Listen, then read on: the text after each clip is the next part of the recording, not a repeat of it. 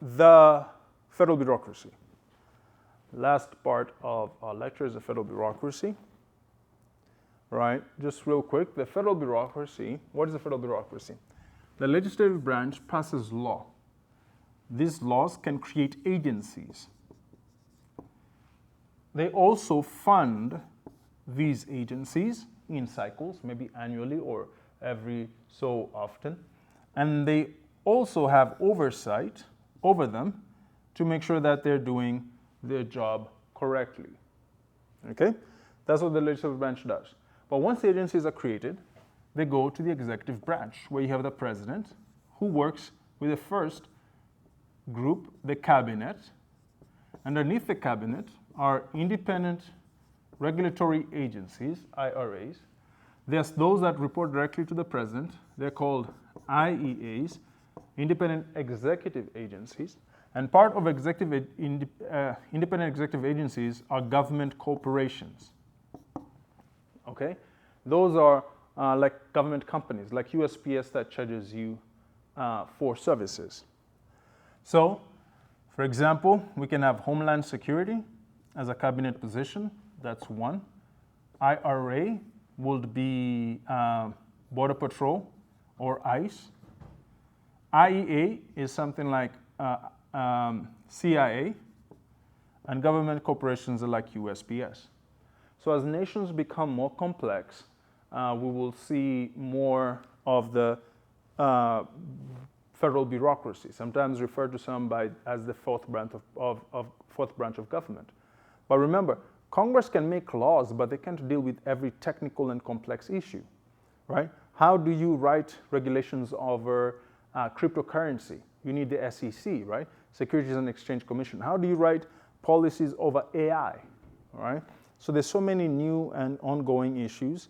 And during COVID, we saw a lot of these agencies, whether you're talking about Food and Drug Administration, Centers for Disease Control, the Treasury Department was involved, Homeland Security was involved, Health and Human Services. All these agencies help us, give us the quality of life that we enjoy.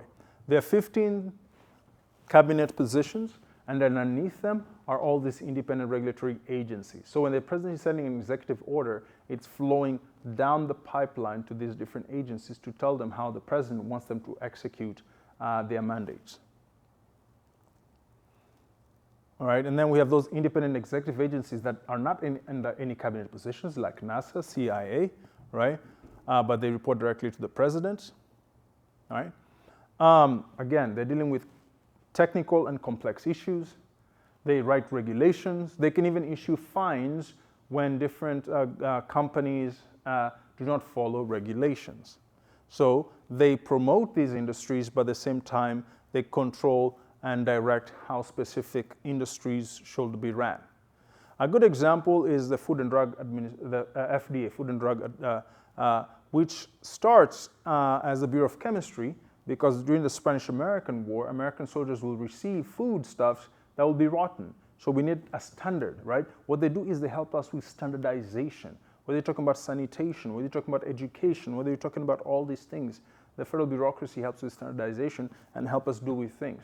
So imagine when the TSA is not working properly, as we can see, there are longer lines in the airport. The travel becomes a nuisance, right? And government corporations, whether you're talking about Amtrak or Postal Service, gives us a direct service that we pay for, right? So they serve us in many ways. Congress has the Government Accountability Office that checks how money is used. The executive branch has the Office of Management and Budget. The president can issue executive orders. He nominates members of these different commissions. And really the question is, how independent should they be? Should these agencies run themselves without any, with limited oversight of the executive branch, or should it be the legislative branch, right? There are different values and visions on how the federal bureaucracy should be. We have seen the idea of attacking the federal bureaucracy and reducing their numbers, but now we see there's a shortage, because one of the things that we have to accept, understand, and appreciate is just how much we get from federal bureaucracies in how they serve us. All right, the quality of life we enjoy in America, the fact that we can trust the drugs, the food, well, to a certain degree, right?